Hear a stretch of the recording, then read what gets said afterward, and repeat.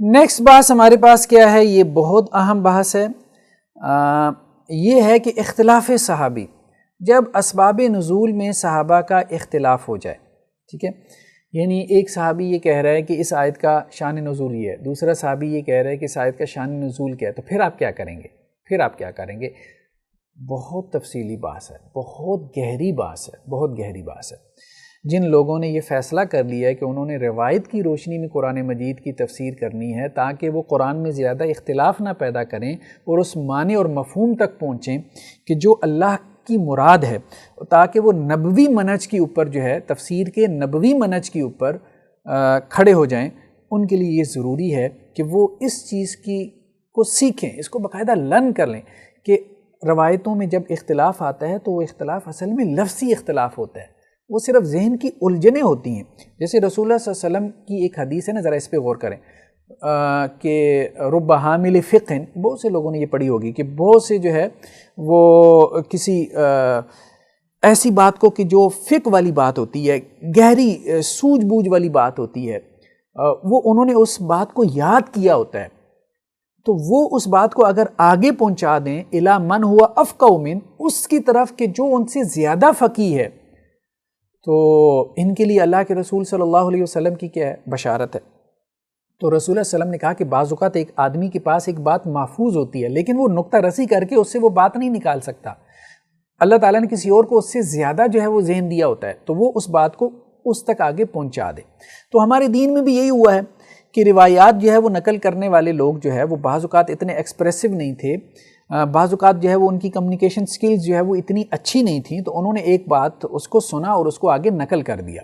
لیکن یہ ہے کہ جو نقل کیا ہے، اللہ تعالیٰ نے اس دین کی حفاظت کا ذمہ لیا تھا، تو اس نقل کرنے میں اگر ان سے کوئی تھوڑی بہت جو ہے، جسے کہتے ہیں کہ کمیونیکیشن میں کوئی تھوڑی بہت جو ہے وہ کمی کوتاہی بھی رہ گئی، تو وہ اگر زیادہ فقیہ آدمی تک پہنچ گئی تو اس نے جو ہے وہ اس کے اندر وہ نقطہ رسی کر کے وہ صحیح معنی اور مفہوم تک پہنچ گیا کہ جہاں سے وہ بات اٹھائی گئی تھی۔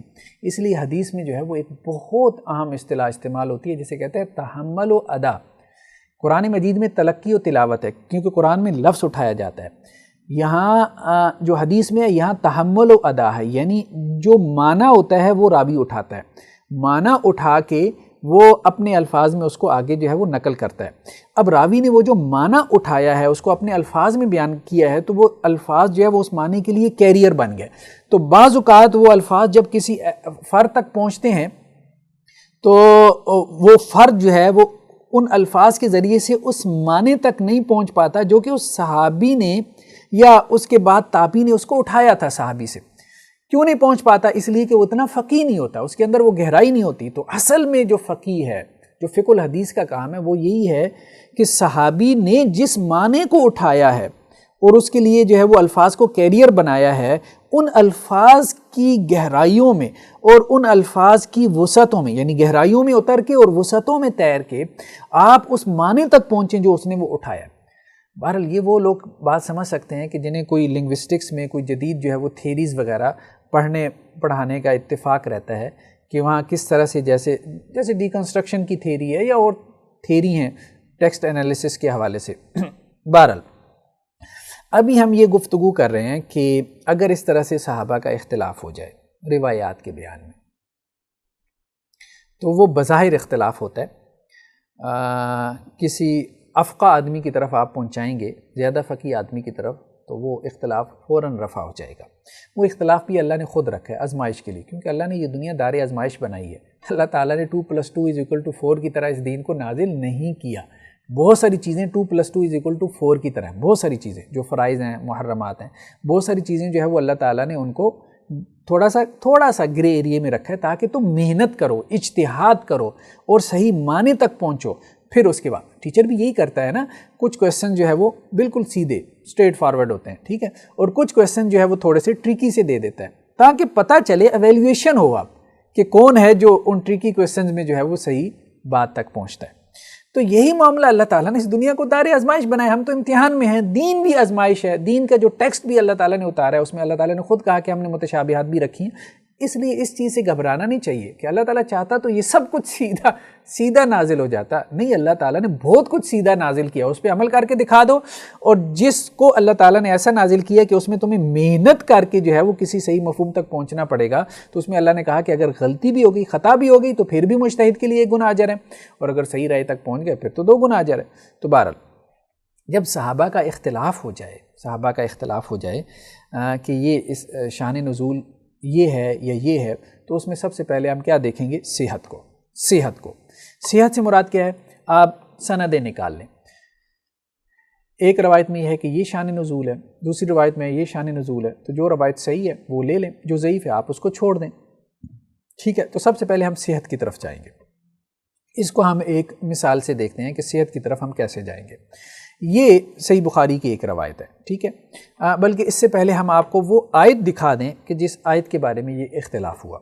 یہ آیت ہے وَلِلَّهِ الْمَشْرِقُ وَالْمَغْرِبُ فَأَيْنَمَا تُوَلُّوا فَثَمَّ وَجْهُ اللَّهِ. مشرق و مغرب اللہ کے لیے ہے، جس طرف بھی تم رخ کر لو اس طرف اللہ کی ذات ہے. یہ آیت ہے. اس سے کیا مراد ہے؟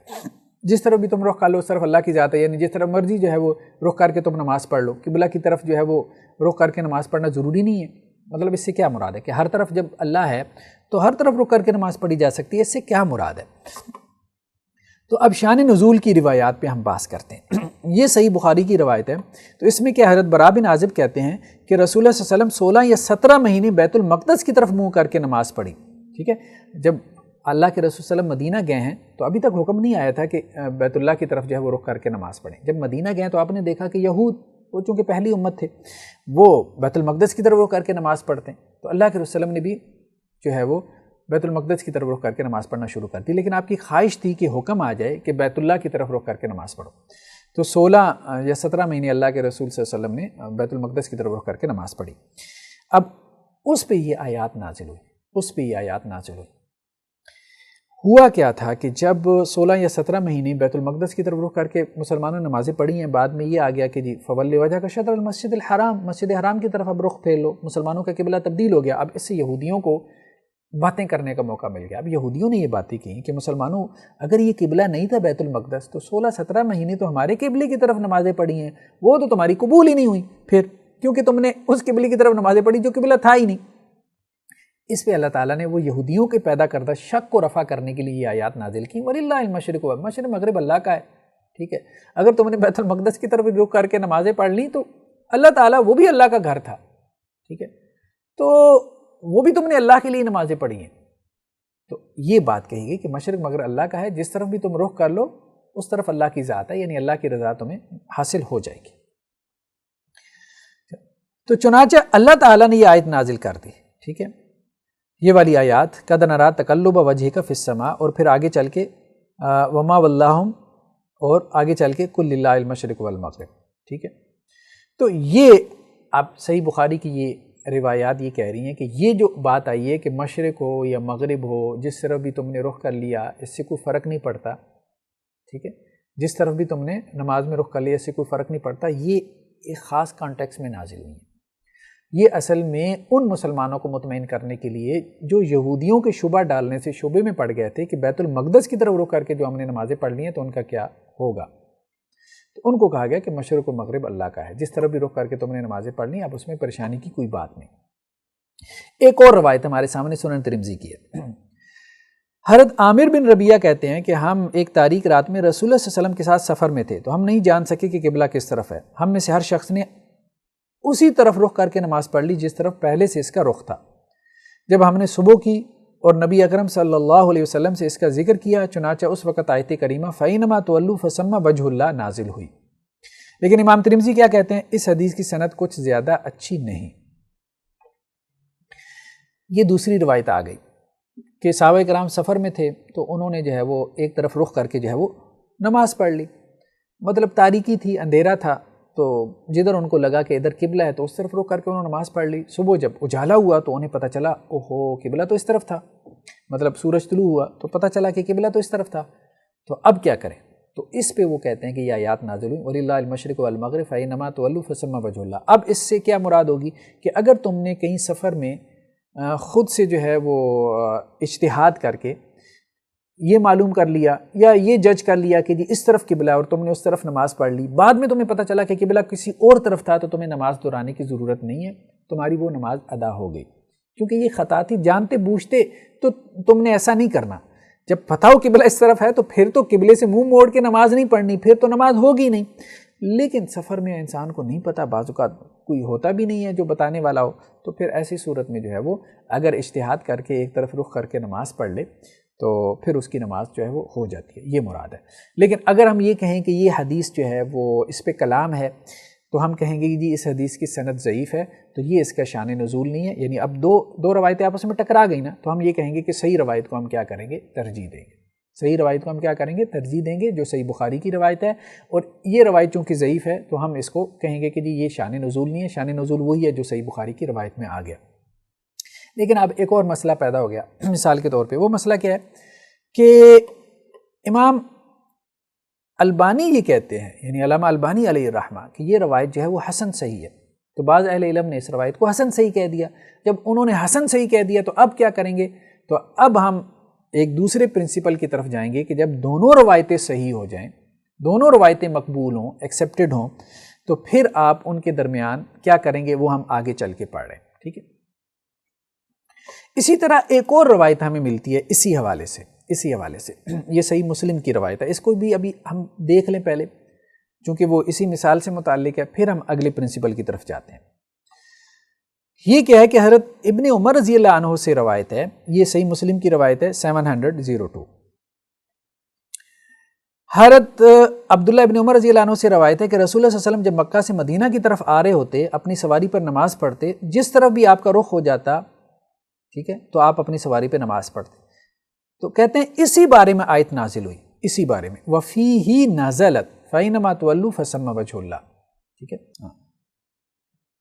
تو حضرت عبداللہ بن عمر رضی اللہ عنہ یہ کہہ رہے ہیں کہ جب اللہ کے رسول مکہ سے مدینہ آ رہے ہوتے تھے تو جب سواری پہ ہوتے تھے تو جو نفل نماز ہوتی تھی، جیسے سنتیں ہیں، نفل نماز ہیں، یا ایون کہ وتر کی بات بھی آتی ہے احادیث میں، تو آپ صلی اللہ علیہ وسلم وہ سواری پہ ہی پڑھ لیتے تھے۔ تو پہلے ایک مرتبہ سواری کو قبلہ رخ کرتے تھے، پھر اس کے بعد سواری کا رخ جس طرف بھی ہو جاتا اللہ کے رسول سواری پہ نماز پڑھتے رہتے تھے، یعنی فرض تو اتر کے پڑھتے تھے قبلہ رخ ہو کے، لیکن یہ ہے کہ اونٹ وغیرہ پہ ہیں یا کسی اور سواری پہ ہیں تو نفل یا سنتیں وغیرہ اللہ کے وسلم سواری پہ ہی پڑھ لیتے تھے، اتنا بس اہتمام کرتے تھے کہ ایک دفعہ قبلہ رخ ہو گیا، اس کے بعد اس گاڑی کا رخ یا سواری کا رخ جس طرف بھی ہو گیا تو آپ صلی اللہ علیہ وسلم نماز پڑھتے رہتے تھے۔ تو حضرت عبداللہ بن عمر رضی اللہ عنہ کیا کہہ رہے ہیں؟ وَفِيهِ نَزَلَتْ، اس بارے میں یہ آیات نازل ہوئی ہیں، وَلِلَّهِ الْمَشْرِقُ وَالْمَغْرِبُ، یعنی نفل نماز جو ہے نا اس میں ایک دفعہ آپ قبلہ رخ ہو جائیں سفر میں، اور جب آپ سواری پہ ہوں تو اس کے بعد اگر آپ کی سواری قبلہ سے ہٹ بھی جائے تو پھر اس میں جو ہے وہ آپ کو پریشان نہیں ہونا چاہیے، یعنی نماز جاری رکھیں، یہ نہیں کہ سواری کو جو ہے وہ زبردستی موڑ کے اپنی نماز کو خراب کریں، تو آپ اس کو جاری رکھ سکتے ہیں۔ یہ ان آیات کا معنی اور مفہوم ہے۔ لیکن یہ جو الفاظ ہیں نا وَفِيهِ نَزَلَتْ، یہ اصل میں بیسیکلی ان کی تفسیر ہے، یہ صحابی کی کیا ہے؟ تفسیر ہے۔ اس پہ ہم آگے چل کے گفتگو کرتے ہیں۔ ابھی تک ہم نے یہ کہا ہے کہ جب شان نزول کی روایات آپس میں ان میں تعارض ہو جائے، کنٹرڈکشن ہو جائے، تو پہلا پرنسپل یہ ہے کہ آپ یہ دیکھیں کہ صحیح روایت کون سی ہے، ضعیف کون سی ہے۔ جو ضعیف ہے اس کو سائڈ پہ رکھ دیں، جو صحیح ہے اس کو آپ قبول کر لیں، تعارض ختم ہو گیا۔ صحیح اور ضعیف کا تو کوئی تعارض نہیں ہے نا، ٹھیک ہے۔ تو ایک بات تو واضح ہو گئی۔ دوسرا پرنسپل کیا ہے کہ جب شان نزول کی روایات میں اختلاف ہو جائے تو آپ دونوں کو کیا کریں؟ جمع کریں۔ احادیث میں بھی عام طور پہ یہی ہوتا ہے کہ آپ دونوں روایتوں کو کیا کرتے ہیں؟ جمع کرتے ہیں۔ اب جمع جو ہے وہ دو طرح سے ہو سکتی ہے، ٹھیک ہے۔ تو دو طرح سے جمع میں، ایک کو میں نے واقعی کا نام دیا، دوسرے کو میں نے تطبیقی کا نام دیا۔ اچھا، عام طور پہ تطبیقی جمع بیان کی جاتی ہے، واقعی نہیں بیان کی جاتی، لیکن اس کی کچھ مثالیں ملتی ہیں تو اس لیے میں نے اس کا بھی جو ہے وہ ذکر کر دیا۔ یعنی جمع سے مراد کیا ہے کہ دونوں روایات کا ایسا مفہوم اور وہ گہرا مفہوم ہوتا ہے، آپ غور و فکر کر کے نکال لائیں کہ جس سے آپ کو لگے کہ ہاں بھائی یہ اصل میں مفہوم تھا، یہ اصل میں وہ تحمل تھا جو راوی نے کیا تھا، ٹھیک ہے، اور اس کی جو کمیونیکیشن ہوئی ہے، جو اس نے الفاظ استعمال کیے اس معنی کو اٹھا کے اس کو آگے نقل کرنے کے لیے، تو ان الفاظ میں کچھ کمی بیشی رہ گئی جس کی وجہ سے جو ہے وہ عام آدمی کے لیے اس معنی تک پہنچنا مشکل ہو گیا تھا۔ تو وہ دیکھو، وہ میں نے آپ کو انہی الفاظ سے نکال کے جو ہے وہ دکھا دیا ہے، اور وہ تکلف سے نہیں نکالا، تکلف سے نہیں، ہم تکلف والے معنی کی بات نہیں کر رہے، ہاں یہ بات ذہن میں رکھنی ہے، یہ کوئی کھینچا تانی سے نہیں نکلے گا، یہ اس طرح سے نکلے گا کہ آپ اشش کر اٹھیں گے کہ ہاں یہ دیکھیں یہ لفظ ہے، یہ لفظ جو ہے وہ زبردستی آپ کو کھینچ کے لے کے جا رہا ہے اس گہرے معنی کی طرف، یہ اس کے لیے ایک سائن اور سمبل بن رہا ہے، لیکن ذہن اس طرف پہلے متوجہ نہیں ہوا تھا، اب ذہن اس طرف متوجہ ہو گیا تو اب ذہن اس سے اطمینان بھی پکڑ گیا، اس معنی سے ذہن غیر مطمئن نہیں ہوا بلکہ اس نے اطمینان پکڑ لیا، دل کا بھی اس کے اوپر جو ہے وہ اطمینان جاری ہو گیا۔ اس کو جمع اور تطبیق کہتے ہیں، اس کو نہیں کہتے کہ تکلف سے لفظ کے اندر کوئی معنی گھسیڑ کے کوئی جمع کر لیا، ایسی جمع نہیں کہتے، وہ جمع از خود ہو جاتی ہے، جب وہ معنی آپ کے سامنے آتا ہے نا تو آپ کہتے ہیں بس ذہن نہیں جا رہا تھا، بس ایک ہی کمی تھی کہ ذہن اس طرف نہیں منتقل ہو رہا تھا، ورنہ تو یہ معنی تو اپنی طرف کھینچ رہا ہے۔ خیر بہرحال ہمارے سامنے اس کی مثال کیا ہے کہ جیسے یہ قرآن مجید کی آیت والذین یرمون ازواجہم، کہ جو لوگ اپنی بیویوں کو تہمت لگاتے ہیں، جیسے پہلے بھی یہ گزر چکا کہ کچھ صحابہ نے جو ہے وہ اپنی بیویوں کو تہمت لگائی۔ اب اس بارے میں جو شان نزول کی روایات ہیں وہ مختلف ہیں، ٹھیک ہے۔ ہاں یہ ایک روایت ہمارے سامنے ہے جو کہ صحیح بخاری کی ہے، یہ روایت ہے 4747، ٹھیک ہے۔ اس میں حضرت عبداللہ ابن عباس سے کیا ہے کہ ہلال بن امیہ نبی کریم صلی اللہ علیہ وسلم کے سامنے اپنی بیوی پر شریک بن سہما کے ساتھ بدکاری کی تہمت لگائی، ہلال بن امیہ نے لگائی، ٹھیک ہے۔ تو نبی کریم صلی اللہ علیہ وسلم نے کیا کہا کہ بھائی گواہ لاؤ، نہیں تو تمہیں حد قذف، تمہاری پشت پہ کوڑے پڑیں گے۔ تو حضرت ہلال نے کہا اللہ کے رسول صلی اللہ علیہ وسلم جب کوئی شخص اپنی بیوی کو دوسرے کے ساتھ بدکاری کرتے دیکھے تو کیا گواہ ڈھونڈتا پھرے؟ مطلب وہ گواہ ڈھونڈنے جائے گا تو وہ تو بھاگ جائیں گے، تو اللہ کے رسول صلی اللہ علیہ وسلم یہ کیسے ہو سکتا ہے؟ تو اللہ کے رسول نے یہی کہا کہ بھئی گواہ لاؤ ورنہ حد قذف پڑے گی۔ تو حضرت ہلال نے کہا کہ اللہ کے رسول صلی اللہ علیہ وسلم میں اس معاملے میں حق بجانب ہوں اور اللہ تعالیٰ اس بارے کوئی حکم ضرور نازل کرے گا اور میری پشت سزا سے بری ہو جائے گی۔ تو پھر کیا ہوا، اسی دوران میں حضرت جبریل اترے اور یہ آیات نازل ہوئی والذین یرمون ازواجہم، یہ والی، ٹھیک ہے۔ تو اب یہاں پہ اب آپ دیکھیں کہ صحابی نے کیا الفاظ استعمال کیے، فنزل جبریل وانزل علیہ والذین یرمون ازواجہم، یہ واقعہ ہوا تو حضرت جبریل اترے اور یہ آیات نازل ہوئیں والذین یرمون ازواجہم۔ تو یہ گویا کہ ہلال بن امیہ کے بارے میں یہ آیات جو ہے وہ نازل ہوئیں، یہ صحیح بخاری کی روایت بیان کر رہی ہے کہ ان آیات کا جو سبب نزول ہے وہ یہ۔ لیکن صحیح بخاری میں ایک اور روایت ہے، یہ دیکھیں، یہ بھی صحیح بخاری ہے، اس میں کیا روایت ہے 4745، ٹھیک ہے۔ یہ حضرت سہل بن سعد سے ہے کہ حضرت عاصم بن عدی جو ہے جو اویمر کے قبیلے بنو اجلان کے سردار تھے، ٹھیک ہے، ان سے کس نے جو ہے وہ اویمر نے پوچھا کہ اگر کوئی شخص اپنی بیوی کو کسی غیر مرد کے ساتھ دیکھے تو تم اس کے بارے میں کیا کہتے ہو کہ اگر وہ اس کو مار ڈالے تو تم لوگ بھی اس کو مار ڈالو گے؟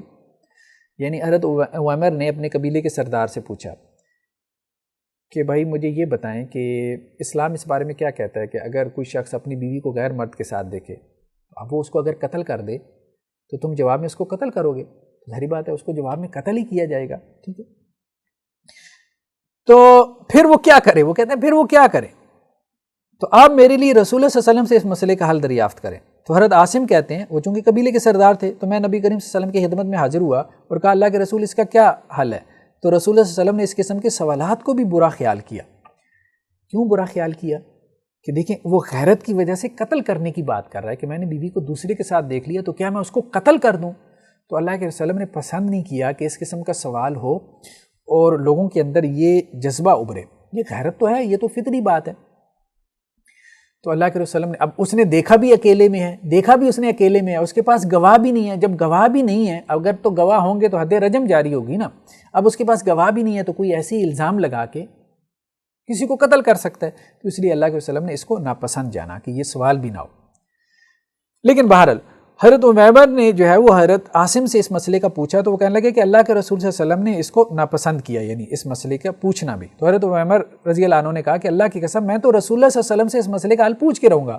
تو وہ خود اللہ کے رسول کے پاس آئے اور یہی بات کہی کہ کوئی شخص اپنی بیوی کو غیر مرد کے ساتھ دیکھے تو کیا کرے؟ اگر اس کو مار ڈالے تو آپ بھی اس کو مار ڈالیں گے؟ یعنی یہ سوال کیا۔ پھر آخر کرے کیا؟ اگر نہ مارے تو کیا کرے؟ 4 گواہ تو لا نہیں سکتا، ٹھیک ہے، تو یہ تو اس کی غیرت کا بھی مسئلہ ہے، ویسے بھی 4 گواہ کہاں سے ملیں گے؟ اور جب تک لائے گا تو اس وقت تک جو ہے وہ مسئلہ ہی نہیں رہے گا۔ تو رسول اللہ صلی اللہ علیہ وسلم نے کیا کہا؟ اللہ تعالیٰ نے تیرے اور تیری بیوی کے متعلق قرآن نازل کر دیا ہے. ٹھیک ہے، تو یہ اللہ کے رسول صلی اللہ علیہ وسلم نے یہ بات ان کو کہی. قد انزل اللہ فیکا وفی صاحبتکا، اللہ تعالیٰ نے تیرے اور تیری بیوی کے بارے میں قرآن نازل کر دیا. یہ پہلے نہیں نازل کیا تھا. دیکھیں نا، پہلے تو وہ حضرت عاصم آئے ہیں، قبیلے کے سردار، اور انہوں نے اللہ کے رسول سے پوچھا ہے، تو اللہ کے رسول صلی اللہ علیہ وسلم نے خاموشی اختیار کی اور اس سوال کو بھی ناپسند جانا. اس وقت تک قرآن نازل نہیں ہوا تھا، اگر ہوا ہوتا تو آپ صلی اللہ علیہ وسلم ان کو بتا دیتے. لیکن جب یہ آئے ہیں، یہ خود آئے ہیں، حضرت عاصم نے جب بتایا کہ اللہ کے وسلم نہیں بتا رہے بلکہ ایک سوال کو ہی ناپسند کر رہے ہیں، تو پھر یہ حضرت اویمر خود آئے ہیں. اللہ کے وسلم سے جب پوچھا ہے تو پھر اللہ کے رسول نے کہا کہ بھئی قرآن نازل ہو چکا ہے. تو اب کیا ہے؟ اب ہم یہ بات کہہ سکتے ہیں کہ یکے بعد دیگرے کچھ واقعات ہوئے، یعنی ایک ساتھ تھوڑے سے وقفے سے، تو ان واقعات پہ کچھ آیات نازل ہو گئیں. تو اب یہ واقعہ بھی ان آیات کا سبب نزول ہے، وہ واقعہ بھی ان آیات کا سبب نزول ہے. ہلال بن امیہ رضی اللہ عنہ کی جو روایت ہے اس کو بھی ان آیات کا سبب نزول کہہ سکتے ہیں. حضرت اویمر رضی اللہ عنہ کی جو روایت ہے اس کو بھی ہم ان آیات کا سبب نزول کہہ سکتے ہیں. تو اس لیے ہم نے ہیڈنگ کیا کی؟ ہیڈنگ ہم نے کیا لگائی ہے کہ جمع ہے اور جمع واقعی ہے. جمع واقعی کیوں ہے؟ تعدد اسباب ہے، یعنی ایک سے زیادہ واقعات ہوئی ہیں. ٹھیک ہے، جمع واقعی یعنی واقعات کو آپ جمع کر سکتے ہیں، ایک ساتھ وہ واقع جو ہے وہ ہوئے ہیں اور پھر وہ آیات نازل ہوئی ہیں. تو گویا وہ سب واقعات جو ہیں وہ ان آیات کا سبب نزول ہے. بہت سمپل بات ہے. اب کہنا جی روایتوں میں اختلاف ہے، کسی میں یہ آ رہا ہے کہ جی یہ اس کا سبب نزول ہے، کسی میں یہ آ رہا ہے کہ یہ اس کا سبب نزول ہے. بھائی کہاں اختلاف ہے؟ کون سا اختلاف؟ کیسی بات؟ 2-3 واقعات ہوئی، آیات نازل ہو گئیں، ان تینوں واقعات کے اوپر وہ آیات نازل ہو گئیں. تو اس میں کیا کوئی ممانعت ہے کہ ایک ہی واقعے کے بارے میں آیات نازل ہوں گی؟ نہیں، بہت سمپل بات ہے، بہت زیادہ سمجھ آنے والی بات ہے. تو روایتوں میں کوئی اختلاف نہیں ہے. تھوڑے سے غور سے آپ کو بات سمجھ میں آ جاتی ہے کہ یہ اختلاف نہیں ہے. دوسری صورت کیا ہے؟ جمع کی، جمع تطبیقی. ٹھیک ہے، ایک واقعی ہے یعنی واقعات کو جمع کر دیا کہ اکٹھے کچھ واقعات کے بعد آیات نازل. دوسری جمع تطبیقی. جمع تطبیقی میں کیا ہے کہ آپ نے معنی اور مفہوم کو جمع کر دیا. ٹھیک ہے، اس کو ہم دیکھتے ہیں. جیسے ہمارے پاس اس کی مثال کیا ہے؟ نساؤکم حرث لکم، تمہاری بیویاں تمہارے لیے کھیتی ہیں. فاتوا حرثکم انا شئتم، تو تم اپنی کھیتیوں کے پاس آؤ جہاں سے تم چاہو. میرٹل ریلیشن شپ کے بارے میں ہدایات ہے کہ اپنی بیویوں کے ساتھ جو تم نے تعلق قائم کرنا ہے تو وہ کیسے تم نے قائم کرنا ہے، اس کی کیا حدود و قیود ہیں. دیکھیں، دین اسلام، اللہ کی کتاب ہو یا رسول اللہ صلی اللہ علیہ وسلم کی احادیث ہو، بہت مہذب انداز میں ان چیزوں کو بیان کرتے ہیں. ان کا ہمارے دین سے تعلق ہے.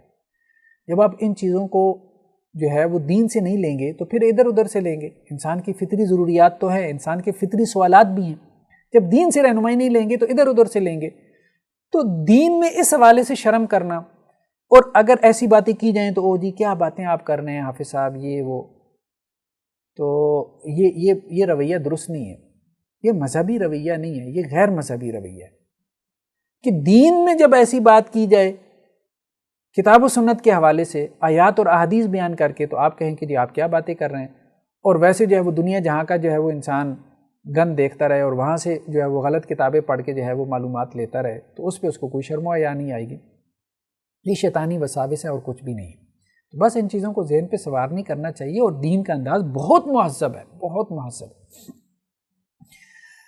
اچھا، یہ آیات جو ہیں نساؤکم حرث لکم فاتوا حرثکم انا شئتم، ان کا جو شان نزول ہے اس کے بارے میں اختلاف ہو گیا روایات میں. اب اس میں اختلاف ہونے کی وجہ سے جو ہے وہ کچھ صحابہ کا جو ہے وہ تفسیر کا بھی اختلاف ہو گیا. جیسے اب آپ دیکھیں کہ یہ صحیح مسلم کی روایت ہے. حضرت جابر رضی اللہ عنہ کہتے ہیں کہ یہود کہا کرتے تھے کہ اگر کوئی شخص اپنی بیوی کے پیچھے کی طرف سے اس کی شرمگاہ میں مجامت کرے تو بچہ بھینگا پیدا ہوگا. فنازلت، تو یہ آیت نازل ہوئی، نساؤکم حرث لکم فاتوا حرثکم انا شئتم. یعنی ایک بات تو قرآن نے بھی کہا نا کہ حرث میں آؤ، فاتو حرثکم، کھیتی میں آؤ، ٹھیک ہے. یعنی بیوی کے ساتھ جو انٹرکورس کرنا ہے، جو تعلق زوجیت قائم کرنا ہے، وہ اس جگہ پہ جو کھیتی والی جگہ ہے.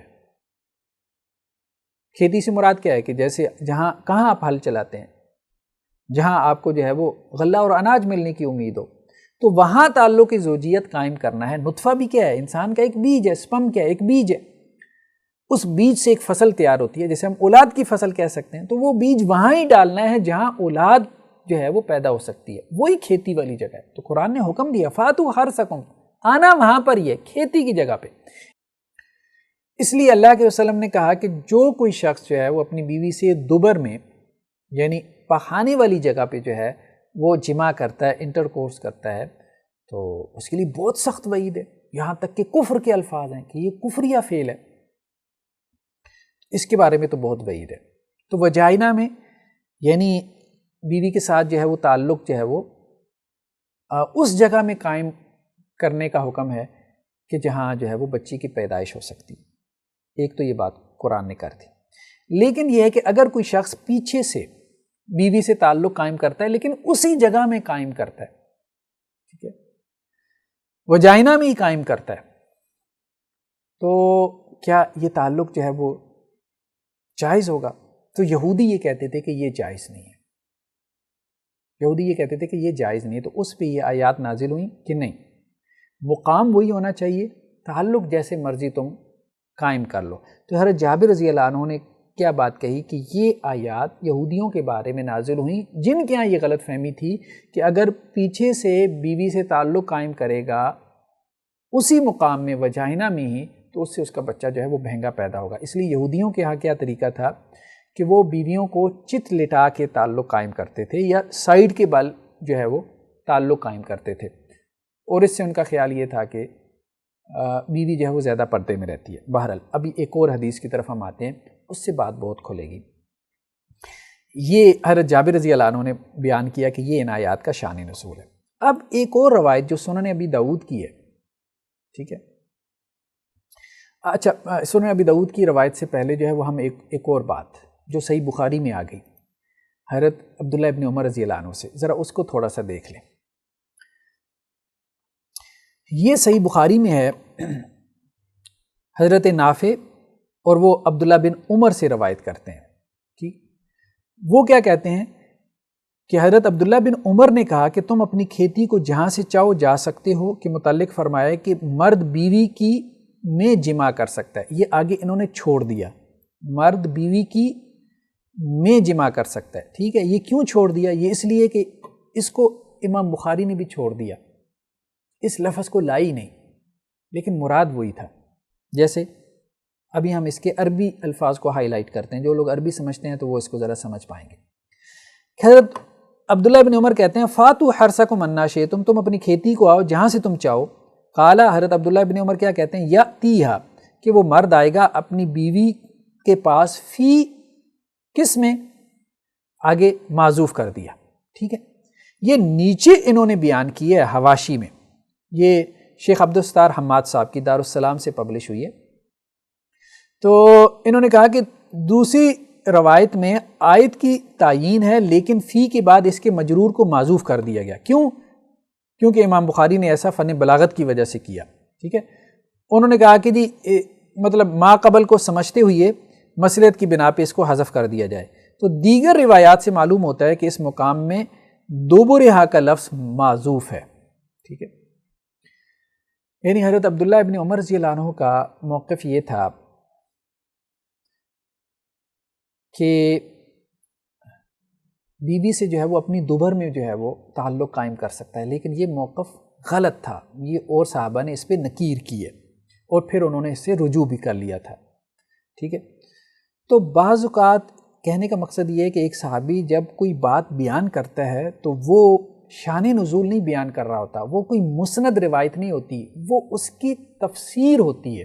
تو صحابی کی تفسیر سے جو ہے وہ آپ اختلاف کر سکتے ہیں، اور صحابہ نے کیا.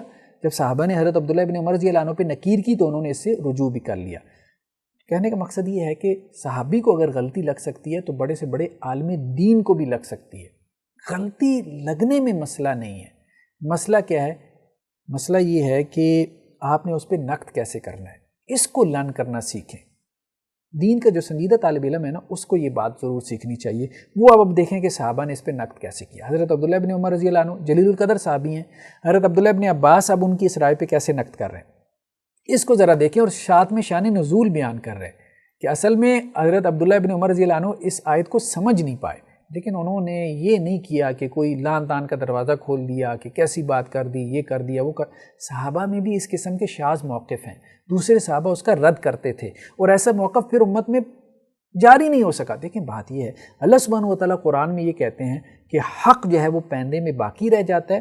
یعنی اللہ کے دین میں مختلف لوگ جو اہل ہوں گے, ایک بات تو یہ کہ جو اہل ہے وہی اپنی رائے کا اظہار کرے گا, لیکن عالمی دین سے خطا بھی ہوگی.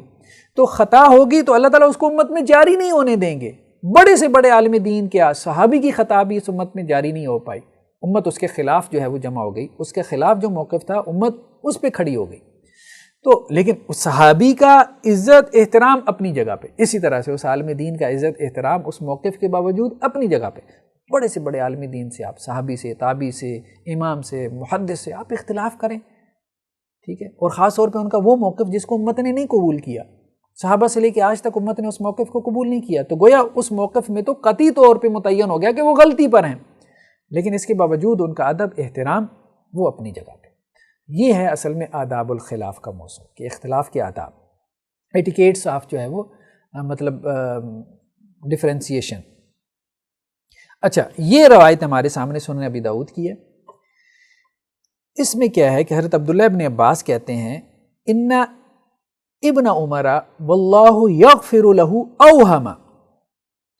جب ابن عمر کا رد کیا ہے عبداللہ ابن عباس نے, پہلے دعا دی ہے اللہ تعالیٰ ان کی مغفرت کرے, برا بلا نہیں کہا, گالی دے کے نہیں کہا کہ یہ موقف کہاں سے لے آئے, یہ کیسے تم نے قرآن سے اخذ کر لیا. پہلے دعا دی ہے, پھر یہ بھی نے کہا کہ تم نے بڑا ظلم کر دیا, تم نے جو ہے وہ بہتان لگا دیا اللہ اور اس کے, جیسے آج لوگ کہتے ہیں اور تم نے یہ کر دیا وہ کر دیا. آپ بخاری کی حدیث کی کوئی انٹرپریٹیشن کر دیں اور تم نے بخاری پہ بہتان لگا دیا. یہ جو لینگویج ہے نا, یہ ہمارے ہاں صحابہ کی نہیں تھی معذرت کے ساتھ, اور نہ یہ علماء کی زبان ہے. خیر بہرحال, اب جو لوگ ایسی زبان استعمال کرتے ہیں, چلیں ان کو جواب میں آپ ایسی زبان استعمال کر سکتے ہیں مجادلہ کے اصول کے تحت, وجادلوا باللتی ہی احسن, ٹھیک ہے, وجزاء سیئۃ سیئۃ مثلھا, اس اصول کے تحت, پرنسپل کے تحت. لیکن ویسے علماء کو ابتداءً یہ زبان کبھی بھی استعمال نہیں کرنی. جو عالم دین ابتداءً یہ زبان استعمال کرتا ہے وہ نبوی منہج پہ نہیں کھڑا, نبوی منہج پہ نہیں کھڑا, کم از کم یہ بات کہی جا سکتی. جواباً استعمال کرتا ہے تو چلیں اس کی کوئی گنجائش نکل سکتی ہے. تو ایک تو پہلے دعائیہ کلمات کہے حضرت عبداللہ ابن عباس نے ابن عمر رضی اللہ عنہ کے, اتنے بڑے موقف کے لیے. آج ایسا کوئی موقف بیان کر دیں, مجھے بتائیں, قرآن مجید کی آیت کی ایسی کوئی تفسیر کر دے تو لوگ اس کے ساتھ کیا کریں گے. دوسرا کیا کہا, اوہما, ان کو وہم ہو گیا, وہم ہو گیا, ٹھیک ہے. تو اب جو ہے وہ حضرت عبداللہ ابن عباس نے اس آیت کی تشریح کی, جو حضرت جابر رضی اللہ عنہ کی تشریح سے ذرا مختلف ہے.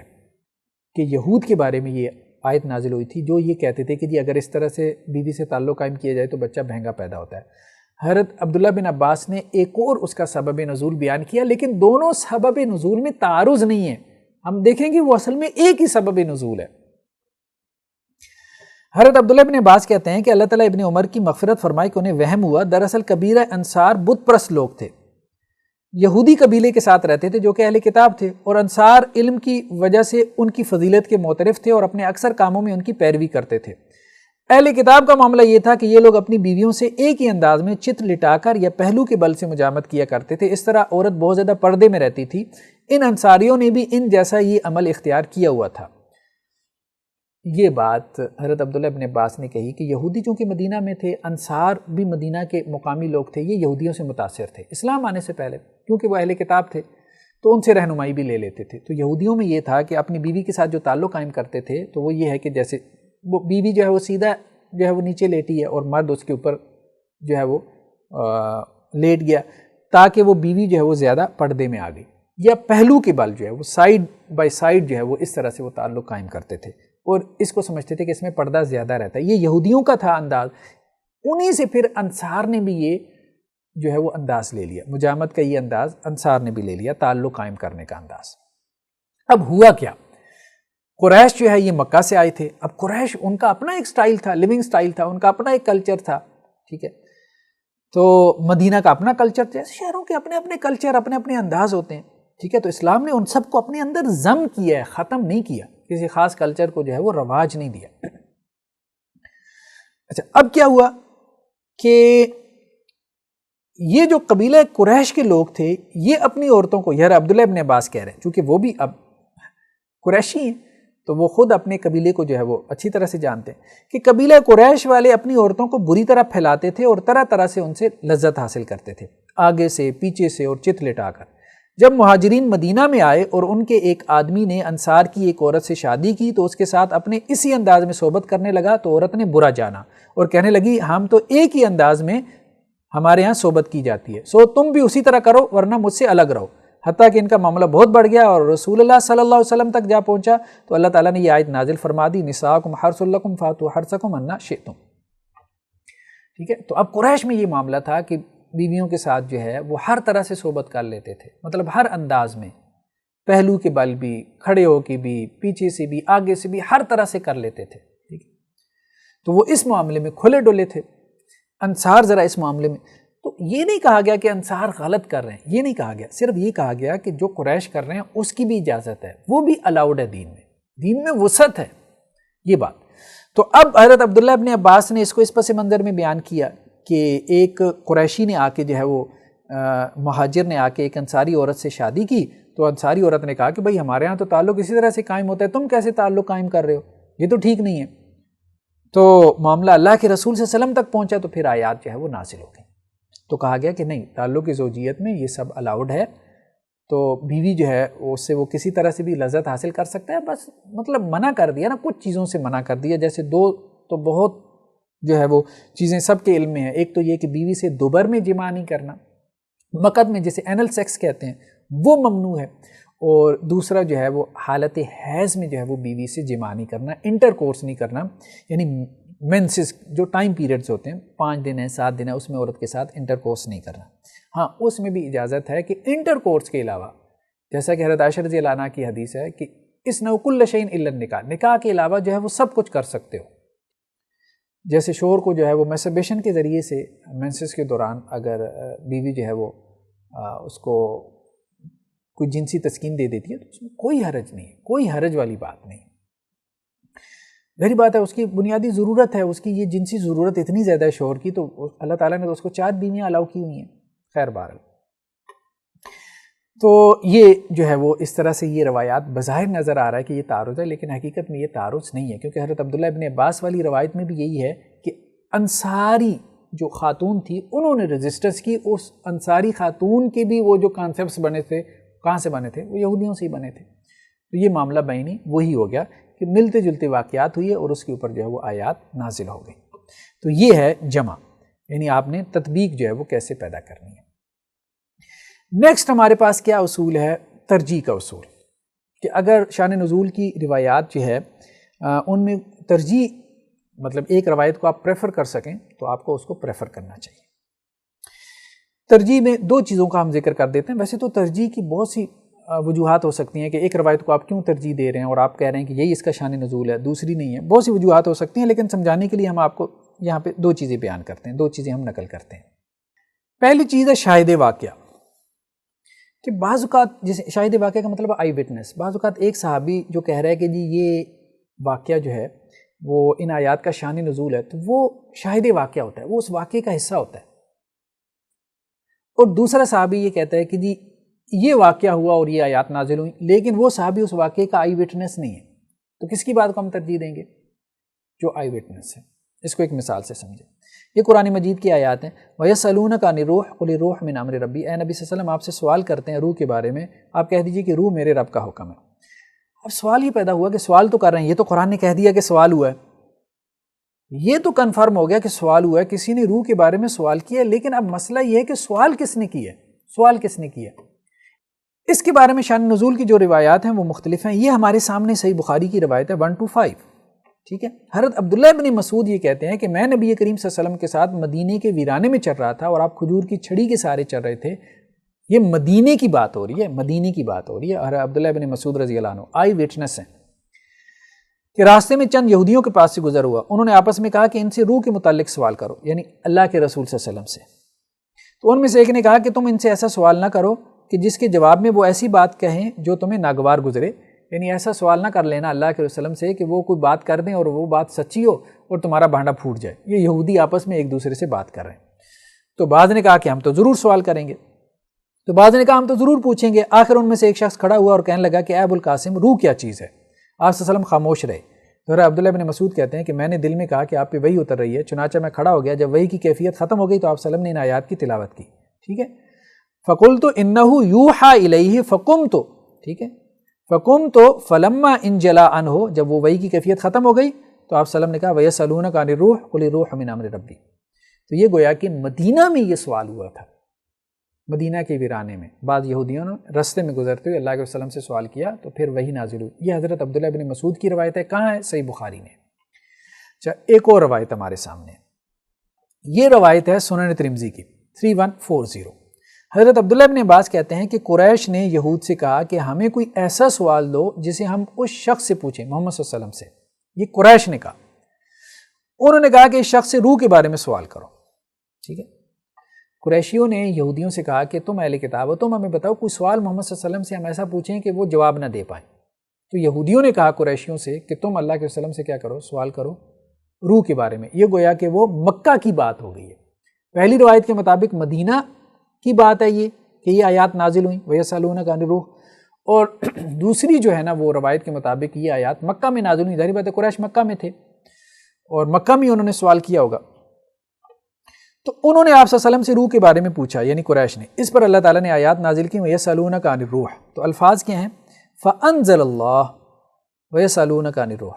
یہ حضرت عبداللہ ابن عباس سے روایت ہے. اب دیکھیں عبداللہ ابن عباس رضی اللہ عنہ اس واقعے کے آئی وٹنس نہیں ہو سکتے. کیوں آئی وٹنس نہیں ہو سکتے؟ کیونکہ حضرت عبداللہ ابن عباس رضی اللہ عنہ ہجرت سے 3 سال پہلے پیدا ہوئی ہے. یعنی آپ یوں کہہ لیں کہ کوئی 10 نبوی میں پیدا ہوئی ہے، راؤنڈ اباؤٹ آلموسٹ. تو جب اللہ کے وسلم نے ہجرت کی ہے تو اس وقت حضرت عبداللہ ابن عباس رضی اللہ عنہ کی جو ایج تھی، جو عمر تھی، وہ 3 سال تھی. اب اس وقت تک 3 سال کی عمر تک وہ اس واقعے کے آئی وٹنس نہیں ہو سکتے، شاہد واقعہ نہیں ہو سکتے. ٹھیک ہے. تو حضرت عبداللہ ابن عباس نے یہ جو بات بیان کی ہے تو یہ اس کے وہ شاہد واقعہ نہیں ہے. تو حضرت عبداللہ ابن مسعود اس واقعے کے گواہ ہیں. تو اس لیے حضرت عبداللہ ابن مسعود کی رائے کو ترجیح حاصل ہوگی اور یہ آیات مدینہ میں ہی اتری ہیں اور یہ سوال یہودیوں نے براہ راست اللہ کے وسلم سے کیا تھا. ٹھیک ہے. اب اس میں بعض لوگ یہ کہتے ہیں کہ یہ صورت تو مکی ہے تو یہ سوال بھی مکہ میں ہوا ہے. نہیں، یہ بات ٹھیک نہیں. ہم یہ بات پہلے پڑھ چکے ہیں پچھلی لیکچرز میں کہ بعض اوقات جو ہے وہ مکی صورتوں میں مدنی آیات آ جاتی ہیں. یہ ہے کیونکہ ترتیب نزولی جو ہے، جس ترتیب سے قرآن نازل ہوا اس ترتیب سے مصحف کی ترتیب نہیں ہے. مصحف کی ترتیب جو ہے وہ اس سے ڈیفرنٹ ہے اور اس یہ ایگریڈ اپان ہے، سب کے نزدیک متفق علیہ ہے. ٹھیک ہے. نیکسٹ ہمارے پاس کیا ہے؟ ترجیح کے اصولوں میں جیسے ایک بات وہم راوی. اچھا، یہ ایک آیت ہے وما قدر اللہ حق قدری، انہوں نے اللہ کی قدر نہ کی جیسا کہ اس کی قدر کا حق تھا. والارض جمیعا قبضتہ، زمین اس دن اللہ کی مٹھی میں ہوگی، یعنی یوم القیامہ، قیامت والے دن. والسماوات مطویات بیمینی، اور 7 آسمان قیامت والے دن اللہ کے داہنے ہاتھ میں لپٹے ہوں گے. اب یہ جو آیت ہے اس کا شان نزول کیا ہے؟ اس کے بارے میں ہم ذرا کچھ روایات کو دیکھتے ہیں. تو اس میں ہم دیکھیں گے کہ بعض اوقات راوی کو وہم ہو جاتا ہے، وہ ایک واقعے کو ان آیات کا شان نزول بنا دیتا ہے حالانکہ وہ ان آیات کا شان نزول نہیں ہوتا. ٹھیک ہے. اس کو ہم ذرا روایات سے سمجھ. روایت کے بارے میں جو اشکالات ہیں نا وہ آپ کو خود روایت میں مل جائیں گے. یہ عجیب ہے، یہ اللہ کا بہت بڑا جو ہے وہ معجزہ ہے، بہت بڑا میریکل ہے. روایت کے بارے میں کوئی اشکال ایسا نہیں ہے جو آپ کو خود روایت میں نہ مل جائے. بہت بڑی بات ہے، اس پہ کبھی غور کیجیے گا. اور ذرا یہ جو اگلی مثال آ رہی ہے اس کو ذرا دیکھیے گا کہ کیسے روایت کے بارے میں ایک اشکال جو ہے وہ دوسری روایت حل کر دیتی ہے. یہ سنن ترمذی کی روایت ہے 3240. ٹھیک ہے. حضرت عبداللہ ابن عباس کہتے ہیں کہ ایک یہودی کا نبی کریم صلی اللہ علیہ وسلم کے پاس سے گزر ہوا تو اللہ کے رسول صلی اللہ علیہ وسلم نے اس یہودی سے کہا کہ ہم سے کچھ بات چیت کرو. اس نے کہا ابو القاسم آپ کیا کہتے ہیں؟ جب اللہ تعالیٰ آسمانوں کو اس پر اٹھائے گا، ٹھیک ہے، اور زمینوں کو اس پر، اور پانی کو اس پر، اور پہاڑوں کو اس پر، اور ساری مخلوق کو اس پر، ٹھیک ہے، تو وہ راوی نے کہا کہ پہلے اس نے کانی انگلی کی طرف اشارہ کیا، یعنی مطلب چھوٹی انگلی کی طرف اشارہ کیا، اور یکے بعد دیگری اشارہ کرتے انگوٹھے تک پہنچے. اس موقع پر بطور جواب اللہ سبحانہ و تعالیٰ نے وما قدر اللہ حق قدری نازل کیا. ٹھیک ہے، فانزل اللہ وما قدر اللہ حق قدری. یہ اللہ نے آیات نازل کی کہ انہوں نے اللہ کی قدر نہ کی جیسا کہ اللہ کی قدر کرنے کا حق تھا. یعنی اتنا کچھ جاننے کے باوجود اللہ کے بارے میں، اللہ کی اس قدر معرفت کے باوجود انہوں نے اللہ کی قدر نہ کی، اللہ کے دین کی قدر نہ کی، اللہ کے نبیوں کو قتل کرتے رہے، اللہ کی کتاب میں جو ہے وہ تعریف کرتے رہے، اتنی معرفت کے باوجود، تفصیلی معرفت کے باوجود. یہ ان آیات کا جو ہے وہ مفہوم. تو اب یہاں پہ یہ ہے کہ اس واقعے پہ یہ آیات نازل ہوئیں. الفاظ کیا ہیں؟ فانزل اللہ، فانزل اللہ، تو اللہ نے اس پہ یہ آیات نازل کی. ٹھیک ہے، یہ سنن ترمذی کی روایت ہے. اور کس سے ہے؟ حضرت عبداللہ ابن عباس سے. ٹھیک ہے، تو یہ بات ذہن میں رکھیں. اب اس کے بعد آپ ایک اور روایت دیکھیں. یہ روایت اس میں بھی یہی ملتا جلتا واقعہ، یہی اسی سے، لیکن سنن ترمذی کی نسبت اب ظاہری بات ہے کہ یہ صحیح بخاری کی روایت ہے جو ابھی ہم آپ کے سامنے پیش کرنے والے ہیں، یہ زیادہ اتھینٹک ہے. یہ صحیح بخاری کی روایت ہے 4811. ٹھیک ہے، اور یہ حضرت عبداللہ ابن مسعود سے ہے. یہ حضرت عبداللہ ابن مسعود سے. انہوں نے کہا کہ علماء یہود میں ایک عالم رسول اللہ صلی اللہ علیہ وسلم کی خدمت میں حاضر ہوا اور عرض کرنے لگا کہ اے محمد صلی اللہ علیہ وسلم، ہم تورات میں پاتے ہیں کہ اللہ تعالیٰ آسمان کو ایک انگلی پر رکھ لے گا، اسی طرح تمام زمینوں کو ایک انگلی پر، درختوں کو ایک انگلی پر، دریا اور سمندروں کو ایک انگلی پر، گیلی مٹی کو ایک انگلی پر، اور دیگر تمام مخلوقات کو ایک انگلی پر. پھر فرمائے گا میں ہی بادشاہ ہوں. یعنی یہ قیامت والے دن اللہ تعالیٰ ایسے کہے گا. ٹھیک ہے، تو اس پہ نبی کریم صلی اللہ علیہ وسلم ہنس دیے، حتیٰ کہ آپ کے سامنے کے دانت دکھائی دینے لگے. آپ کا یہ ہنسنا اس یہودی عالم کی تصدیق کے لیے تھا. پھر رسول اللہ صلی اللہ علیہ وسلم نے یہ آیت پڑھی کیا کہ ان لوگوں نے جیسی اللہ کی قدر کرنی چاہیے تھی نہیں کی. تو یہاں پہ کیا الفاظ ہیں؟ ایک اہم بات، ثم قرأ رسول اللہ صلی اللہ علیہ وسلم وما قدر اللہ حق قدری والارض جميعا قبضته یوم القیامہ والسماوات مطویات بیمینی. پھر اللہ کے رسول صلی اللہ علیہ وسلم نے یہ آیت پڑھی. صحیح بخاری کی روایت میں کیا الفاظ ہیں؟ ثم قرأ رسول اللہ صلی اللہ علیہ وسلم، ٹھیک ہے، وما قدر اللہ حق قدری والارض جميعا قبضته یوم القیامۃ والسماوات مطویات بیمینی. تو آپ صلی اللہ علیہ وسلم نے یہ آیت پڑھی. ایک تو آپ صلی اللہ علیہ وسلم ہنس دیے، یعنی آپ صلی اللہ علیہ وسلم نے تصدیق کی، اور ساتھ میں قرآن مجید کی آیت سے استشہاد بھی پیش کر دیا کہ قرآن میں بھی یہ مفہوم ہے. یعنی تورات میں ہے تو قرآن میں بھی یہ مفہوم ہے. کہاں پر ہے؟ یہاں پر والارض جميعا قبضته یوم القیامہ، کہ اس دن ساری زمین اللہ کی مٹھی میں ہوگی، یعنی قیامت والے دن. والسماوات مطویات بیمینی، اور قرآن میں کیا ہے کہ اللہ کے دائنے ہاتھ میں وہ آسمان جو ہے وہ لپٹے ہوں گے. تو اللہ کے رسول صلی اللہ علیہ وسلم نے اس یہودی عالم کی ایک تو قرآن سے تصدیق کی کہ قرآن میں بھی یہ مفہوم آ گیا جو بات تم کر رہے ہو، لیکن ساتھ میں کیا کہا؟ وما قدر اللہ حق قدری، کہ انہوں نے اللہ کی قدر نہیں کی جیسا کہ اللہ کی قدر کرنے کا حق تھا. یعنی مراد کیا ہے کہ اللہ کی اتنی معرفت کے باوجود انہوں نے اللہ کے دین میں تعریف کر دی، اللہ کے نبیوں کا انکار کر دیا. ٹھیک ہے، تو یہ مراد تھی. لیکن اہم نقطہ یہاں پہ کیا ہے کہ حضرت عبداللہ ابن مسعود کہہ رہے ہیں کہ اللہ کے وسلم نے یہ آیت پڑھی، یہ آیت نازل نہیں ہوئی تھی. یعنی یہ واقعہ ان آیات کا سبب نزول نہیں ہے، بلکہ اللہ کے رسول صلی اللہ علیہ وسلم نے یہ آیت پڑھی، تو ہم اس کو سبب نزول نہیں کہہ سکتے. ہاں، یہ جو ہے وہ ان آیات کی تفسیر ہو سکتی ہے، تفسیر رسول صلی اللہ علیہ وسلم ہو سکتی ہے، اور تفسیر رسول بھی حجت ہے. یعنی ان آیات کی نبوی تفسیر، اس واقعے کو ہم کہہ سکتے ہیں کہ یہ ان آیات کی نبوی تفسیر ہے، کیونکہ اس واقعے کے بعد اللہ کے وسلم نے وہ آیت پڑھی کہ اس آیت سے یہ جو بات تم کہہ رہے ہو نا، یہ اس آیت سے بھی نکل رہی ہے، یہ اللہ کے رسول صلی اللہ علیہ وسلم نے کہا ہے. تو یہ گویا کہ اس آیت کی نبوی تفسیر ہو جائے گی. یہ بات درست ہے. تو یہ معاملہ ہو گیا تطبیق کا. نیکسٹ ہمارے پاس کیا ہے؟ تعدد. اس تعدد کے تحت دو قسمیں میں نے کی ہیں، تعدد نزول اور تعدد آیات. تو تعدد نزول سے کیا مراد ہے؟ تعدد نزول سے مراد یہ ہے، جیسا کہ اہل علم نے لکھا ہے، کہ بعض اوقات یہ ہوتا ہے کہ آیات جو ہے نا وہ ایک سے زائد مرتبہ بھی نازل ہو سکتی ہیں، کبھی اس واقعے کے بارے میں، کبھی اس واقعے کے بارے میں۔ سورہ فاتحہ کے بارے میں جیسے آتا ہے ایک سے زائد مرتبہ نازل ہوئی، یا سورہ اخلاص کے بارے میں، یا معوذتین کے بارے میں، یا کچھ اور آیات کے بارے میں بھی کہ وہ ایک سے زائد مرتبہ نازل ہو، اس میں کوئی حرج والی بات نہیں ہے۔ اس کی مثال ہمارے سامنے کیا ہے، جیسے ما کان للنبی والذین آمنوا ان یستغفروا للمشرکین، نبی کے لیے بھی اور اہل ایمان کے لیے بھی جائز نہیں ہے کہ وہ مشرکین کے لیے استغفار کریں، ولو کان اولی قربا، چاہے وہ مشرکین ان کے رشتہ دار ہی کیوں نہ ہوں، من بعد ما تبین لهم انهم اصحاب الجحیم، اس کے بعد کہ جب ان کے لیے واضح ہو گیا کہ وہ جہنم والوں میں سے ہیں، یعنی شرک کے اوپر ان کی وفات ہوئی ہے۔ دیکھیں کوئی مشرک آپ کا رشتہ دار ہے زندگی میں تو آپ اس کے لیے دعا کر سکتے ہیں، ہدایت کی دعا کر سکتے ہیں، لیکن کوئی ایسا مشرک جو دین شرک کے اوپر جو ہے وہ مر گیا تو آپ اس کے لیے دعا نہیں کر سکتے، تو قرآن نے منع کرتی ہے۔ جب پتہ چل گیا کہ شرک کے اوپر اس کی وفات ہوئی ہے تو اب تو وہ اہل جہنم میں سے ہے، تو اب اہل جہنم کے لیے آپ کیسے دعا کر سکتے ہیں؟ تو قرآن نے کہا کہ کسی نبی اور اہل ایمان کے لیے جائز نہیں ہے کہ وہ مشرکین کے لیے دعا کریں، بھلے وہ ان کے رشتہ داری کیوں نہ ہو۔ اچھا، اب یہ جو بات ہے کہ ان آیات کا شان نزول کیا ہے، اس بارے میں کچھ روایات ہمیں ملتی ہیں۔ یہ صحیح بخاری کی روایت ہے 3884، ٹھیک ہے؟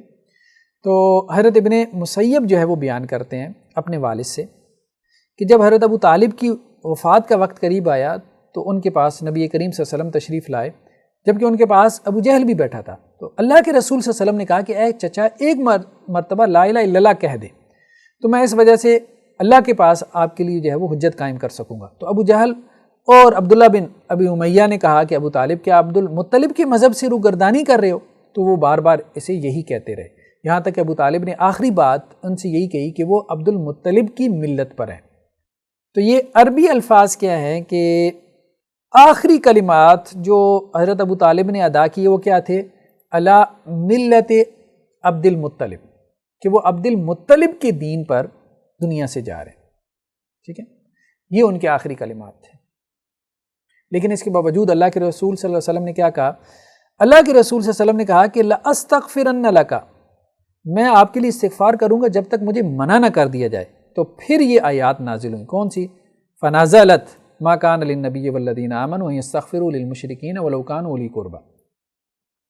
تو یہ ہے صحیح بخاری کی روایت کے مطابق اللہ کے رسول صلی اللہ علیہ وسلم کے جو چچا تھے حضرت ابو طالب، تو ان کے بارے میں یہ آیات نازل ہوئیں کہ آپ صلی اللہ علیہ وسلم انہیں کلمہ کی دعوت دیتے رہے، لیکن انہوں نے جو ہے وہ ابو جہل اور اسی طرح کچھ اور سرداران قریش کے وسوسے میں آ کے وہ کلمہ کی دعوت قبول نہیں کی، اور آخری الفاظ یہی ادا کیے کہ میں اپنے والد عبد المطلب کے دین پہ ہی اس دنیا سے جا رہا ہوں۔ اور وہ ظاہری بات ہے دین شرک تھا، لیکن اس کے باوجود چونکہ انہوں نے رسول اللہ صلی اللہ علیہ وسلم کا بہت ساتھ دیا تھا، اللہ کے رسول صلی اللہ علیہ وسلم کے لیے انہوں نے بہت کیا تھا، بہت کیا تھا، آپ صلی اللہ علیہ وسلم کو اس کا جو ہے وہ احساس بھی تھا، تو آپ صلی اللہ علیہ وسلم نے کہا کہ میں ان کے لیے دعا کروں، لیکن اس پہ یہ آیات نازل ہوئیں اور آپ صلی اللہ علیہ وسلم کو بھی اور اہل ایمان کو بھی منع کر دیا گیا۔ اسی طرح ایک اور روایت ہمیں ملتی ہے حضرت علی سے، یہ سنن ترمذی کی روایت ہے، ٹھیک ہے؟ اس میں حضرت علی کیا کہتے ہیں کہ میں نے ایک شخص کو اپنے مشرک ماں باپ کے لیے مغفرت طلب کرتے ہوئے سنا، تو میں نے اس سے کہا کہ کیا اپنے مشرک ماں باپ کے لیے مغفرت طلب کرتے ہو؟ اس نے کہا کہ کیا ابراہیم علیہ السلام نے اپنے مشرک باپ کے لیے مغفرت طلب نہیں کی تھی؟ پھر میں نے اس بات کا ذکر نبی کریم صلی اللہ علیہ وسلم سے کیا تو آپ پر یہ آیات نازل ہوئیں، الفاظ کیا ہیں؟ فنازلت ما کان للنبی والذین آمنوا ان یستغفروا للمشرکین، ٹھیک ہے؟ تو اس پر یہ آیات نازل ہوئیں۔ تو تعدد نزول یعنی ایک سے زائد مرتبہ جو ہے، ایک سے زائد مرتبہ ان آیات کا نزول ہو سکتا ہے، یعنی اسباب نزول مختلف ہو سکتے ہیں، مختلف اوقات میں مختلف حوادث کی وجہ سے ان آیات کا نزول کئی بار ہوا۔ اچھا، اسی طرح صحیح مسلم کی ایک روایت ہے، یہ کیا ہے؟ 976، حضرت ابو ہریرہ رضی اللہ عنہ کہتے ہیں کہ اللہ کے رسول صلی اللہ علیہ وسلم نے کہا کہ میں نے اپنی والدہ کے لیے اپنے رب سے استغفار کی اجازت مانگی تو اللہ نے مجھے اس کی اجازت نہیں دی، اور جب میں نے اپنے والدہ کی قبر کی زیارت کی اجازت مانگی تو مجھے اس کی اجازت دے دی گئی، ٹھیک ہے؟ تو صحیح مسلم کی روایت میں تو اتنا ہی ہے کہ اللہ کے رسول صلی اللہ علیہ وسلم نے کہا کہ مجھے اپنے والدہ کی جو ہے وہ اس کی اجازت نہیں دی گئی، استغفار کی اجازت نہیں دی گئی، قبر کی زیارت کی اجازت دے دی گئی، اور آپ صلی اللہ علیہ وسلم وہاں والدہ کی قبر پہ جا کے بہت روئے بھی۔ تو لیکن مستدرک حاکم کی روایت میں ایک اضافہ بھی ہے، اور وہ اضافہ یہ ہے کہ اس پر یہ آیات نازل ہوئی، یہ ما کان للنبی والذین آمنوا۔ تو اگر مستدرک حاکم کی اس روایت کو ہم لے لیں، اس کے اس اضافے کو اگر ہم لے لیں، تو اس کے مطابق پھر یہ بھی ایک شان نزول ہو سکتا ہے، ٹھیک ہے، اور پھر ہم یہی کہیں گے کہ یہ آیت جو ہے وہ ایک سے زائد مرتبہ نازل ہوئی۔ نیکسٹ ہمارے پاس کیا ہے؟ تعدد آیات۔ تعدد آیات سے کیا مراد ہے؟ تعدد آیات سے مراد یہ ہے کہ بعض اوقات تو ہم نے کہا نا کہ واقعات ایک سے زیادہ ہیں، اور پھر اس پر جو ہے وہ آیات نازل ہو گئیں ایک سے زیادہ واقعات کے بارے میں۔ بعض اوقات یہ ہے کہ ایک سے زیادہ واقعات ہیں تو ہر واقعے کے بارے میں آیت جو ہے وہ کئی بار نازل ہو گئی۔ تو جب واقعات زمانی اعتبار سے قریب قریب تھے تو اس وقت ہم یہی کہیں گے کہ ان سب واقعات کے بارے میں ایک ہی مرتبہ جو ہے وہ آیت نازل ہو گئی، جس کو ہم کہیں گے جمع واقعی، جس کو ہم نے کہا تھا۔ دوسرا یہ ہے کہ اگر زمانی اعتبار سے ان واقعات میں زیادہ جو ہے وہ فرق ہے تو ہم یہ کہیں گے کہ جی یہ آیات جو ہے وہ کئی مرتبہ نازل ہوئیں، ایک مرتبہ اس واقعے کے بارے میں، ایک مرتبہ اس واقعے کے بارے میں۔ اب ایک اور چیز ہے، وہ یہ ہے کہ واقعہ ایک ہوا ہے لیکن اس کے بارے میں آیات کئی نازل ہوئی ہیں، اس کو ہم کہہ رہے ہیں تعدد آیات، ٹھیک ہے۔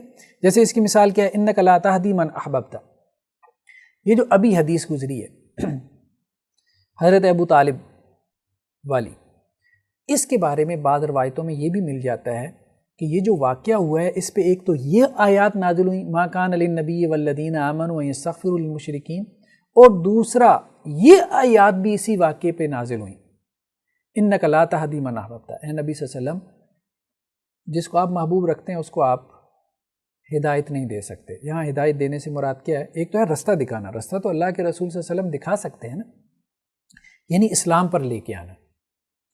اسلام جو ہے نا اس کی ہدایت کہ کون اسلام لاتا ہے کون نہیں لاتا یہ اللہ تعالیٰ ہی دیتا ہے۔ آگے کیا الفاظ ہیں؟ وَلَٰكِنَّ اللَّهَ يَهْدِي مَن يَشَاءُ، اسلام کی ہدایت جس کو اللہ تعالیٰ چاہتا ہے دیتا ہے، ٹھیک ہے۔ تو گویا کہ واقعہ ایک ہے حضرت ابو طالب کا، اس پہ آیات جو ہے وہ یہ بھی نازل ہو گئیں وہ بھی نازل ہو گئیں، ٹھیک ہے۔ یہ ہے تعدد آیات سے ہماری مراد۔ اس کی ایک اور مثال اگر ہم آپ کے سامنے رکھنا چاہیں تو یہ ایک مثال ہے، لا يستوي القاعدون من المؤمنین غیر اولی الضرر والمجاہدون فی سبیل اللہ، کہ اہل ایمان میں سے بیٹھے رہنے والے اور اللہ کے راستے میں جو جہاد کرنے والے ہیں یہ آپس میں برابر نہیں ہیں۔ اس کے بارے میں ہمیں شان نزول کی روایات میں کیا ملتا ہے کہ حضرت عبداللہ ابن ام مکتوم، جو ابن ام مکتوم کے نام سے بھی معروف تھے، تو ان کے بارے میں یہ آیات نازل ہوئی، جیسا کہ یہ صحیح بخاری کی روایت ہے 2831، حضرت برا سے روایت ہے، انہوں نے کہا جب یہ آیت نازل ہوئی کہ اہل ایمان میں سے جو لوگ جہاد سے بیٹھے رہیں، ٹھیک ہے، اور جو جہاد کر رہے ہیں تو وہ برابر نہیں ہے، تو آپ صلی اللہ علیہ وسلم نے حضرت زید بن ثابت کو بلایا تو وہ کندھے کی ہڈی لائے جس پر اس آیت کو لکھا۔ حضرت زید بن ثابت جو ہے وہ جسے کہتے ہیں ہیڈ اسکرائب تھے، تو وہ کندھے کی اونٹ کے کندھے کی ہڈی لے کے آئے، مختلف چیزوں کے اوپر قرآن لکھا جاتا تھا، تو انہوں نے اس کے اوپر یہ آیت لکھی۔ اتنے میں ابن ام مکتوم آئے اور شکوہ کیا کہ میں تو اندھا ہوں۔ اس وقت اللہ تعالیٰ نے غیر اولی الضرر کے الفاظ نازل کیے۔ یہ بات اہم ہے، پہلے جو الفاظ نازل ہوئے تھے یہ دیکھیں، آیت کو ذرا غور سے دیکھیں، غیر اولی الضرر کے الفاظ کو ہم نے ہائی لائٹ کیا، اس بات کو ذرا سمجھیے گا۔ پہلے الفاظ کیا نازل ہوئی تھی؟ لا یستوی القاعدون من المؤمنین والمجاہدون فی سبیل اللہ، کہ جو لوگ جو ہے وہ اہل ایمان میں سے گھروں میں بیٹھے رہتے ہیں اور جو جہاد کرتے ہیں یہ دونوں برابر نہیں ہیں۔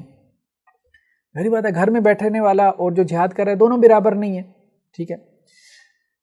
یہ بات نازل ہوئی اور حضرت زید بن ثابت کہتے ہیں کہ میں نے اس کو شانی کی ہڈی پہ لکھنا شروع کیا، تو حضرت ابن ام مکتوم آئے اور کہنے لگے اللہ کے رسول صلی اللہ علیہ وسلم، اگر انہوں نے وہ آیت سنی کہ یہ آیت نازل ہوئی ہے تو انہوں نے اس پہ کہا کہ اللہ کے رسول یہ دونوں برابر نہیں ہیں، میں تو جہاد کر ہی نہیں سکتا، میں تو معذور ہوں، تو گویا کہ میں بھی مجاہدین کے پھر برابر نہیں ہوں، میں تو عذر کی وجہ سے نہیں جا پا رہا نا، کہ میں نابینا ہوں.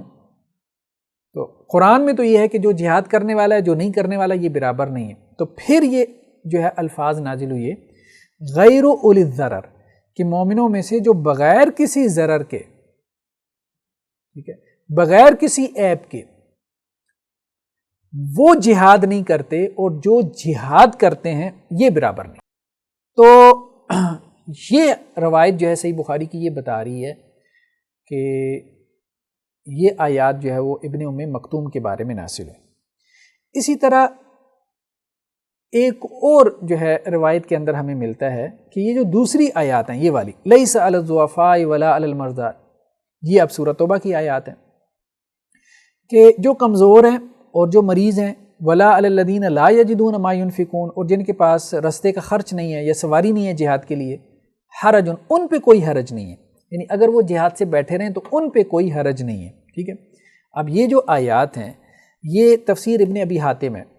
تفسیر ابن حاتم جو ہے وہ تفسیری اقوال کا بہت بڑا ذخیرہ ہے جس میں وہ سند کے ساتھ جو ہے تفسیری اقوال کو بیان کرتے ہیں. تو یہ تفسیر ابن ابی حاتم جو ہے، یہ ابن ابی حاتم جو ہے وہ بڑے محدثین میں سے ہیں، متوفہ 327 ہجری. تو یہ والیوم نمبر 6 اور پیج نمبر 1861 اور یہ روایت ان کی ہے 10205.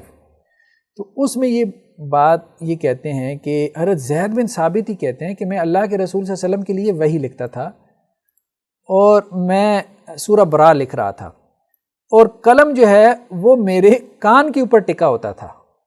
ٹھیک ہے. تو مطلب ہر وقت کہ اللہ کے رسول صلی اللہ علیہ وسلم جو ہے وہ مجھے آواز دیں اور میں لکھوں. اب کیا معاملہ ہوا کہ اللہ کے رسول صلی اللہ علیہ وسلم کے پاس ایک نابینا شخص آیا اور کہنے لگا کہ اللہ کے رسول صلی اللہ علیہ وسلم میرا کیا معاملہ ہوگا، میں تو نابینا ہوں. تو پھر یہ آیات نازل ہوئیں لیس علی الضعفاء ولا علی المرضى ولا علی الذین لا یجدون ما ينفقون حرج. ٹھیک ہے.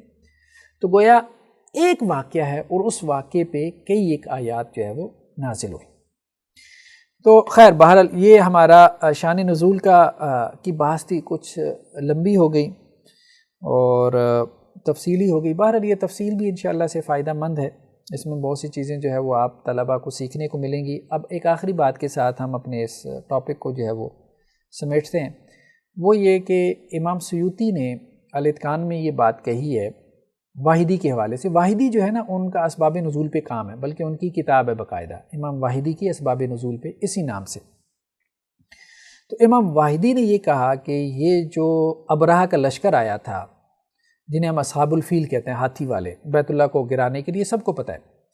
تو انہوں نے کہا کہ یہ جو سورہ فیل ہے نا، الم تر کیف فعل ربک باصحاب الفیل، یہ جو سورہ فیل ہے اس کا شان نزول جو ہے وہ ابرہہ کا واقعہ ہے. تو امام سیوطی نے اس پہ تنقید کی ہے. انہوں نے کہا یہ بات درست نہیں ہے. سبب نزول وہ واقعہ ہوتا ہے کہ جس کے معاً بعد آیات نازل ہوں. تو یہ اصحاب الفیل کا واقعہ کب ہوا اور سورہ فیل کب نازل ہوئی؟ اب آپ دیکھیں نا کہ جو عام الفیل ہے، جس سال جو ہے وہ ابرہہ کے لشکر نے جو ہے وہ مکہ پہ حملہ کیا تھا، اس میں اور اللہ کے رسول صلی اللہ علیہ وسلم کی جو نبوت ملنے میں بھی جو ہے وہ کئی دہائیوں کا جو ہے وہ فاصلہ ہے. ٹھیک ہے. تو کم از کم بھی جو ہے وہ ان آیات کے نزول اور اس واقعے کے ہونے میں بھی آپ کوئی ٹائم نکالنا چاہیں تو کم از کم بھی جو ہے وہ 40 سال کا تو نکال ہی لیں گے.